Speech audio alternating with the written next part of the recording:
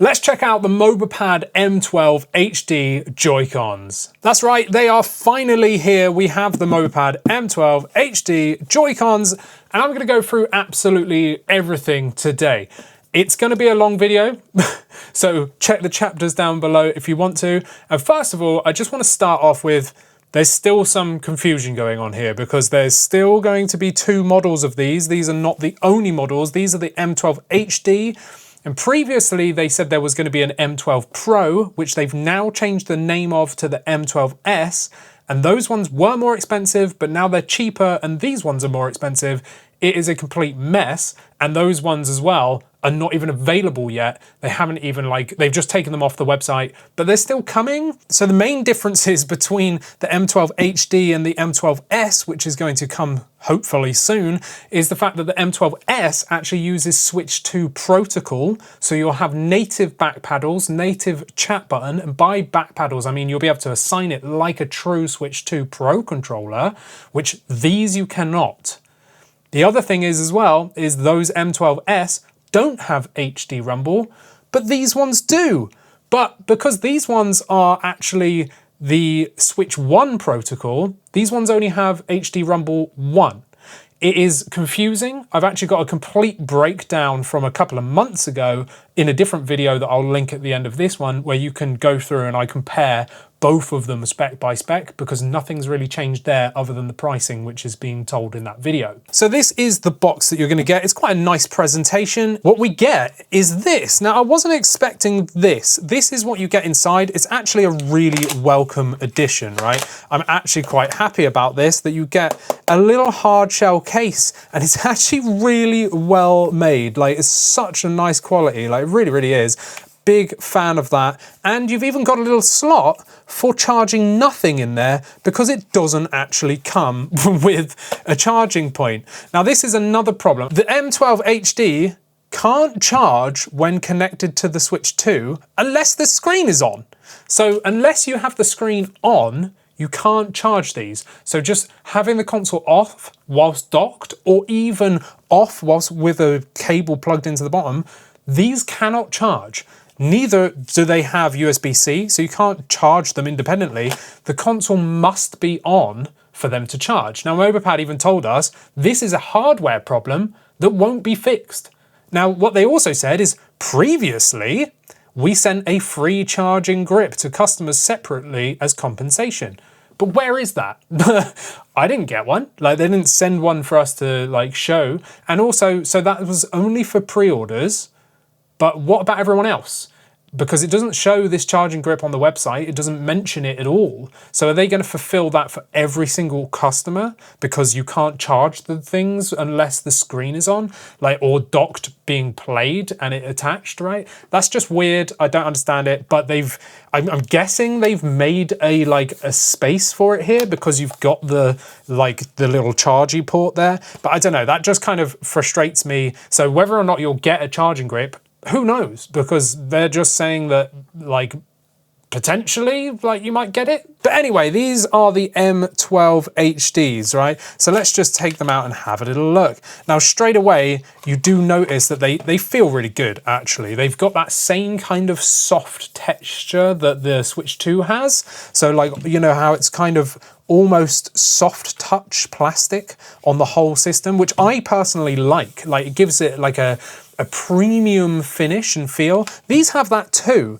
which is actually really, really cool. I like that a lot, but they are grease magnets. So I'm just going to rub my head and, oh, look, there we go. So there you have it. They are complete grease magnets. So this will stack over time. I can't even get that off now. So they will end up being a sticky mess, especially if you're going to be letting kids use these. Then you can imagine Doritos all over them, right? So that is one thing to note. But in terms of touch, they are actually very close to the feel of an actual Nintendo Switch 2 controller. Let's just quickly take a look at the M6 HDs, the kings of the Switch 1, which again we made, put in front of everyone's faces for a long time because they were so good. So you can see they're a lot larger to account for the bigger Switch 2 design, but they're not far off in terms of look, you know, not far off. But there we go. That is the M6 HD versus the M12 HD.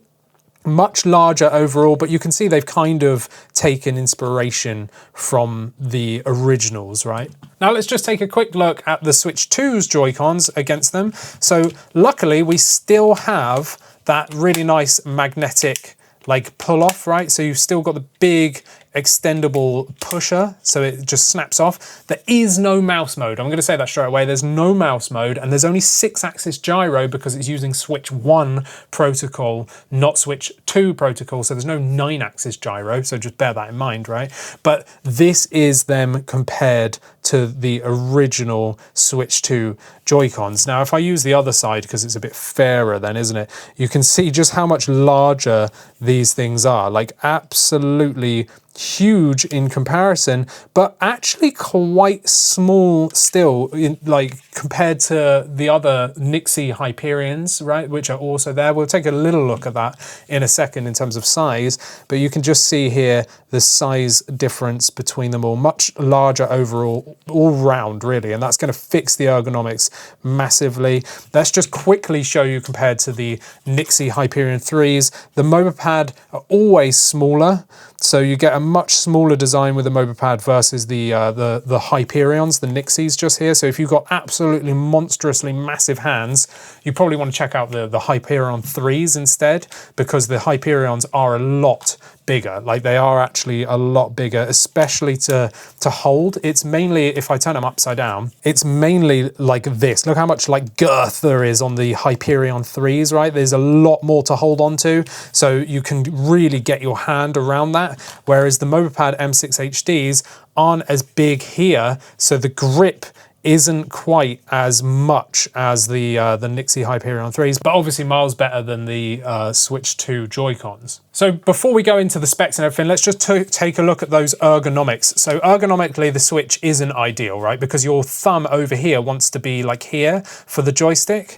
right? But it's not, it's over here. They've like aligned it straight up and down, which means it's actually quite crampy. If you want to actually hold the thing, you've got to loosely hold it so that you can then get down to this right stick. The other thing is as well is obviously the joysticks are tiny. They're like little domey nubbin things, right? So they're like on a little tiny rocker, and it's not ideal. Like they're just not overly loose, but just not accurate by any means. They are also just potentiometer still. So what that means is they can still drift on the Switch 2. They are larger than the Switch 1 versions, so they'll be less likely to get drift, but they still can totally drift, right? So the originals, uncomfortable and can get drift, and no D-pad as well, right? So let's just take these off and pop these on, and you can see they align really well. They actually align really well, but there is light spill coming from the side LEDs here, right? And apparently they're going to fix that with a firmware update, because there's light spill in the gap. So when you're like gaming in the dark, you will see light bleeding through the gap between the connection just here, right? I have noticed it myself. Ergonomically, let's just loosely hold it. Boom. Straight away, yep, fixes the ergonomics massively. I do find this to be quite steep inwards. Like I want it to just be out a little bit wider, because I feel like the grip there, I'm still resting my fingers on the back of the console rather than holding this, because it is a little bit tucked and tight. So I really have to like grip on tight to like get that back grip against my fingers. Whereas when I'm like naturally playing, I tend to more rest my fingers like this, but it is much more comfortable than the normal Joy-Cons, right? Now, one of the specs here, which I'll just say because I've already talked about the joysticks on the Switch 2's Joy-Cons, right, is these have TMR joysticks, but not just any TMR joysticks. These have glide pads underneath. So TMR joysticks are some of the best joysticks you can get on the market right now. They are insane accuracy because the resolution is much greater than Hall effect and much greater than potentiometer as well. What that means is that the area of being read by input is much, much larger, so it can detect the tiniest movement, which is amazing. And it's also using magnets like Hall effect, which means you're not going to get drift, or at least way less likely to get drift, right? Which is a massive, massive bonus. So that's brilliant. But the thing that I love more than that is the fact that they've paired that up with the glide pads, or whatever they call them, right? And what this means is it's like the Switch 2 Pro controller. This isn't the Switch 2 Pro controller, this is the MOBAPAD Chitu 2, but this also has them, and I can take the faceplate off so I can show you it better. But the Switch 2 Pro controller actually like came up with this, and what it is underneath here, do you see that like rubber ring all the way around the base of the dome there? That means when you're hitting the edge just there, the edge of this plastic piece here, instead of scraping against plastic, is hitting a silicone dish, and it makes it incredibly smooth. And that's what they did on the Switch 2 Pro controller. And that's what they've done in the M12 HDs, which is incredible. So these feel insanely smooth. So not only are they incredibly highly accurate, really low dead zone, and incredibly smooth, they just feel amazing because of those glide pads, right? There's no scratchiness. They are just buttery smooth, to bring out an old term if you're a long time viewer on the channel. They are literally buttery smooth. These are the nicest feeling, and also they are full size. So they're absolutely huge, so that you get super accuracy. So whilst I move the joystick, you can see there is zero cardinal snapping. It is not snapping to the axis there at all. It's highly accurate, really, really good. Brilliant, like no cardinal snapping, that's great. Now, before we go on, I do want to just quickly talk about this weird like power saving mode.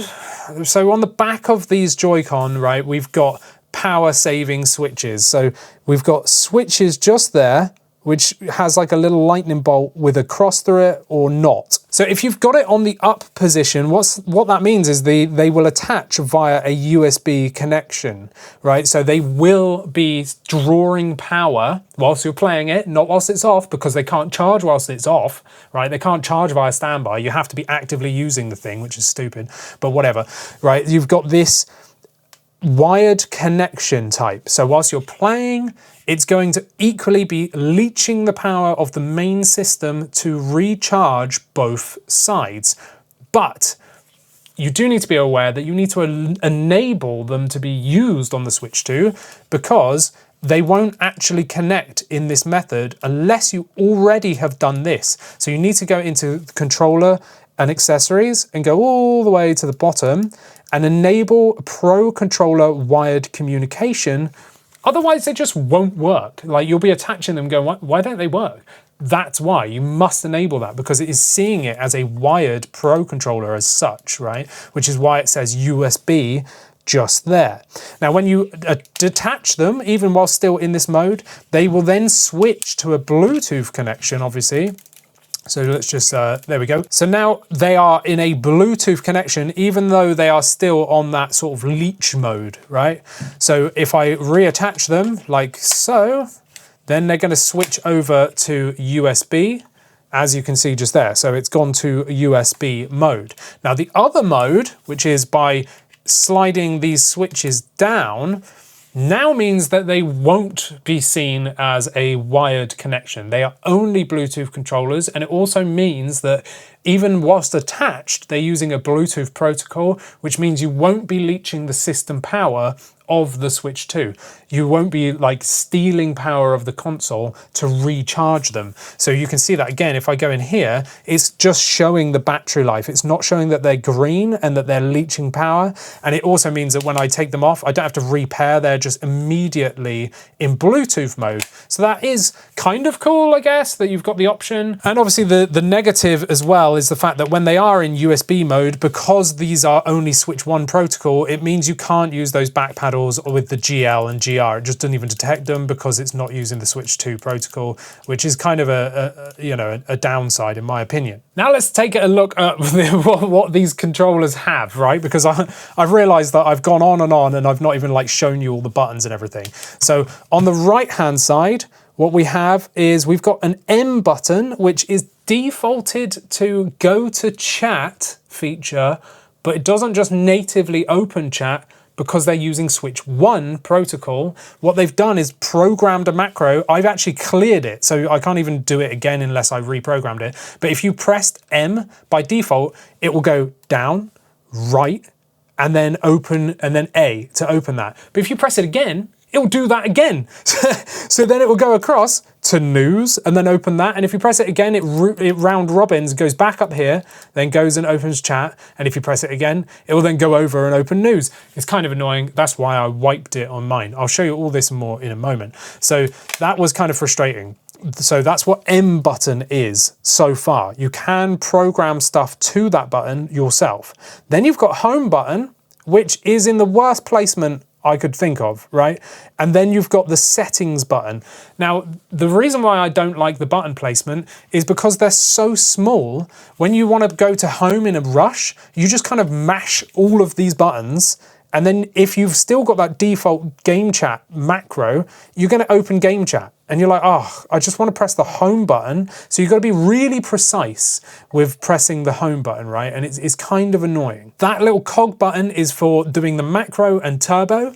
Obviously, we've talked about the joysticks. We've got mechanical switch face buttons. So what that is they are clicky. If you take a listen to this, right, you can hear that click. That's because they are like micro switches, like a mouse. This time around, they don't tell you what brand they're using. So I'm just going to assume they're generic 5 million click lifespans. They made a big point on the M6 HDs to tell you that these ones were Omron branded, right? And Omron is a brand, and these have 10 million click lifespan. They're really good. It is literally what's found in gaming mice, right? But yeah, they don't specify on these ones. Feel-wise, they feel exactly the same, but most micro switches do feel the same, right? But yeah, so if you have audio sensory issues, or a partner that does, or you're trying to game at night with people around you trying to sleep, you're going to hear this.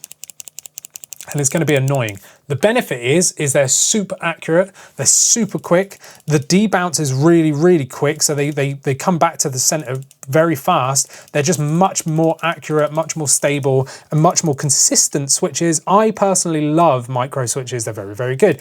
You've also got micro switches in R, which is actuated anywhere that you press. And you've also got micro switches in ZR and ZL, of course, which is very good as well. There's no analog triggers because the Switch 2 doesn't support it, right? So it's just straight up digital input. So very, very cool. Then we have the back paddle on the back, and that's it. And if we take them off, we do have these side buttons as well, but again, no mouse mode or anything like that. If we move over to the left side, then we've got the screenshot button and then a cog button for this side's macros and stuff. Then we've got the D-pad, which is also a micro switch.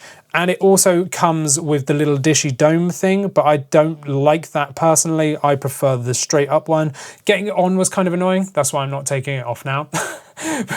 There's like a tiny little lip on the bottom that you kind of like fling up, but actually getting the plus one here like seated in was really frustrating. Like I just kept having to like rocking it around and pushing it for it to actually like get in. So that's one thing to note. Then of course we've got plus and minus at the top as well. And then again, we've got the same micro switches here and the back paddle on that one.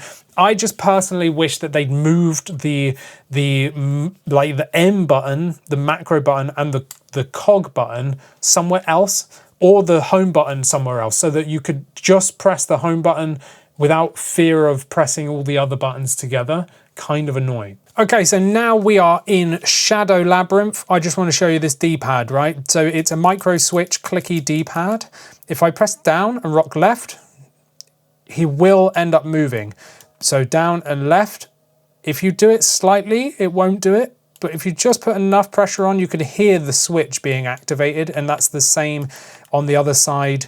You do have to kind of press it quite hard, and roll your thumb a little bit. If you're really being like pedantic and you rock it, left enables, my right doesn't, right? So if I go left, it will, right won't. I have to kind of slide my thumb up at an angle for it to rock.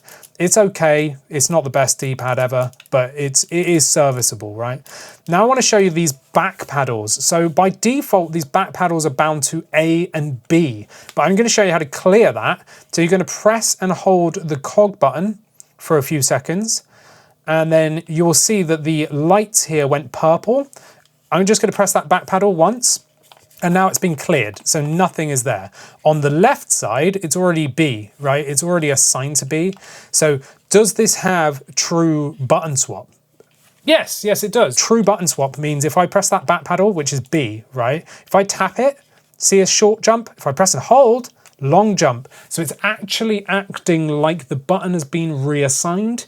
That's a massive win. Like, that is actually really, really good. So well done there for managing to crack that. And it also works whilst they're detached. I have tested this, right? So if we want to assign a button press, I'm going to press and hold that cog for about 3 seconds, I think it is. It's going to go purple. I'm going to just press B again on this right side. And then you press that back paddle. And now I've got B on this side and B on this side. So that's left and right side has B. I can change it to anything I want. It could be like right stick in. So let's just show you that again. So I'm going to hold the settings button. I'm going to press the right stick in once and then press the back paddle. And now that's right stick in, right? So that's pretty cool. Now the M button, I have unassigned it, but let's just see if we can assign something to that. So I'm going to press and hold this. I'm going to press right stick in again and then M button. Yep, there we go. So this is just another button that can be macroed. So you've effectively, you've got 3 button swap buttons, right? So you can reassign stuff to 3 different buttons. Now there is actually macro, and by macro I mean multiple button assignments to one of those back paddles or that M button. And it's the exact same process. You press and hold the settings button for a few seconds. This is going to go purple, and then I'm going to do like jump, I'm going to do, I don't know, roll, like slash a bunch of times, and then press that back paddle. Now, I press it, and it's going to input that series for me. Now, you can assign turbo to that. And what I mean by that is you can effectively cause a loop where it just keeps going, right? I haven't tested how long it will happen for, but if I press that cog button and then the back paddle, right? Now I can just go away, you know, have a cup of tea. I could be making a sandwich, you know, making sandwiches and things and eating sandwiches like Pac-Man. Hey, we're in Pac-Man. There we go. So we've got Pac-Man going on, but it's just going to keep going. The only thing is with macro, you cannot cross assign inputs. The macro will only be inputs from this side or only inputs from that side. If I want to cancel that loop, I can just press the back paddle once, right? And if I press it again, it will re-enable that one playthrough, but that is it. And then it will stop. If I want to cause turbo, it's going to be settings plus that back paddle. And that is what's causing it to loop around endlessly. I'm not sure for how long, I haven't tested that, but it does just keep going on and on and on. I imagine indefinitely. So I'm going to cancel it out. I'm going to wipe it. So I'm going to press and hold the cog button until it goes purple over there. I'm going to press that back paddle, and now there's nothing on it. And I just want to show you that macro cannot be assigned. So this side, right, let's just do it with this side. Is there anything else? No, there's only like D-pad inputs, fine. So I'm going to press and hold the settings button on this side. I'm just going to spam around with the D-pad, right, and then press the back paddle. And now you can see that that's going around, you know, so I just want to show you that. And again, you can loop it. So settings button plus the back paddle, and away it goes. It would just loop around and around and around. So I'm going to cancel that one out. But so you can see that the D-pad works, right? So let's just record a new macro for this right one, just to prove to you. So I'm going to go like this, going to jump up, going to hit a bunch of times, and then press the back paddle. Now you can see all those D-pad inputs didn't do anything. So macro, you cannot assign across sides. It has to be on one side only. So despite the fact that out of the box, the left side comes bound with B and the right side comes bound with A. You can't manually do that yourself. I don't get it. So I'm going to press and hold the cog, right, until it goes purple. I'm going to press B on this side and then the back pedal, and it won't assign it, which is really weird. So I don't really understand what's going on there. So yeah, annoyingly, it's still rebinds only assigned to the right side and rebinds only assigned to the left side. Macros have to be left side only, and macros on the right side have to be right side only. You still can't cross pair like the face buttons from the right side to the left side. It is literally just assigned per side, which is kind of frustrating. So the only way I've ever seen that being able to be a thing is with the like slide-in dock Joy-Con alternatives instead. So yeah, kind of frustrating. Now there's something else we can do as well, which is turbo. So straight up turbo, you can press the cog button plus a button, and I'm going to press and hold Y, and he's just going to do it for me indefinitely, right? And if I press cog and Y again, and then press it, he'll just indefinitely do that input to save me pressing it over and over and over again. And you can also change the rate of turbo. You can see this flashing, showing you the rate of turbo by pressing the settings button and then adjusting the D-pad just there to, sorry, not the D-pad, the joystick to change the rate of turbo. If you want to cancel it, settings plus the button again, and now it's cancelled it out. It's just back to normal. So overall, I'm kind of disappointed that you still can't assign one side to the other in terms of back paddle like assignment, and macro is still set to one side and not the other. Like, you know, it's kind of annoying. So you can do macro inputs. The good thing is you can turbo those macro inputs. So you can absolutely do turbo and just do those macro loops over and over and over and over again, which is really, really cool. So it's kind of frustrating because I like the feature, but the fact that this is using a Switch 1 protocol means I can't just press and hold the home button, go down and go to GL and GR and assign it that way, which would be per game profile saved and account saved, which is just annoying. Like instead I have to manually do this every single time, whereas the M12S, which MOBAPAD will be bringing out, will have that feature. Like just make one pair of Joy-Con that has all the features. Why are you splitting it between Switch 1 protocol and Switch 2 protocol? It's just kind of frustrating, but there we have it. And of course, these do not have wake from sleep currently. Now they have said that they're going to fix that with a firmware update, but right now, like you can't wake the Switch up. You must press the power button and then go into it, right? So hopefully they can fix that with an update. So overall, are these worth $100? Oh, I want to love them because they are genuinely great, but it's really hard for me to recommend that you spend $100 on a Joy-Con alternative that doesn't have all the features. There's no mouse mode. You can't charge them unless the Switch is powered on and you're actively gaming, right? That's really weird. Like, and they're not going to fix that. And they're not, like, I don't know what's going on with this free charging grip. Are they going to give it to everybody or only for people that pre-ordered? I'm not too sure. Kind of frustrating. So that's a kind of a weird move. The fact that they're using Switch 1 protocol kind of bugs me. So they only got HD Rumble 1, like the Switch 1, which I haven't really mentioned here. I've done so many videos about HD Rumble 1, and it's great. You know, they're using Alps linear motors. It's very good, but it's not Switch 2 HD Rumble 2, is it? There's no chat button. Like, you can't assign the back paddles natively like an official Switch 2 accessory, which is kind of annoying. You've got to, like, bind them. There's just little gripes like that. The fact that you've got these too close so that you end up mashing them. The fact that you can't assign like macro or turbo or button swap across sides is kind of annoying. Like there's a lot that really kind of bug me when those issues are going to be sorted out on the M12S, the other alternative models to these, which is now going to be cheaper, even though they were going to be more expensive. But those don't have the same features either. They've split the feature set, which is so annoying. Again, check out my other video where I go deep in depth against what's different between the M12 HDs and the M12Ss. But yeah, it's just kind of annoying that they didn't just make one, like, and spent more time developing it so that it was a full Switch 2 protocol, which included everything, right? It's kind of annoying. The fact that you've got to like split these between being like connected via USB or Bluetooth to enable NFC and stuff like that is kind of frustrating. So there's a lot that actively annoys me about this.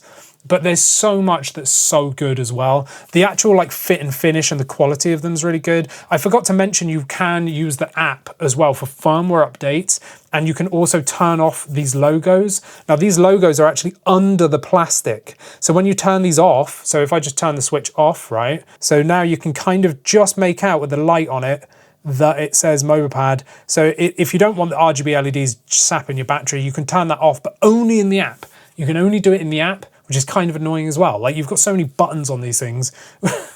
whatever.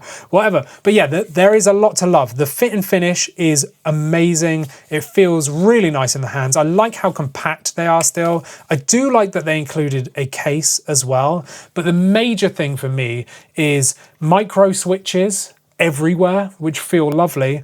And of course, the biggest win is the TMR Glide Pad joysticks, which has those rubber membranes underneath the cones of the actual joystick, right? Which means these feel absolutely amazing. So aesthetically, great. Ergonomics, perfect.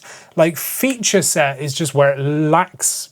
It's got a lot going for it, but it just could have been better. Like, it's just frustrating. It really is frustrating. The other thing is you can opt to pay even more money if $100 isn't enough for you. You can buy one of these for like $30, I think. And this is a case that is designed, let me just zoom out a bit, so that you can actually keep these on and put it over. It's great. Like, I love the products. Like, it's really, really good. It's nice and slim. And you've got a really good fit here, which is really nice, you know? So you've got a case if you want to pay extra for it. So do I recommend them? It's tough. It is very tough. If you've got money and you just want to jump in, yes.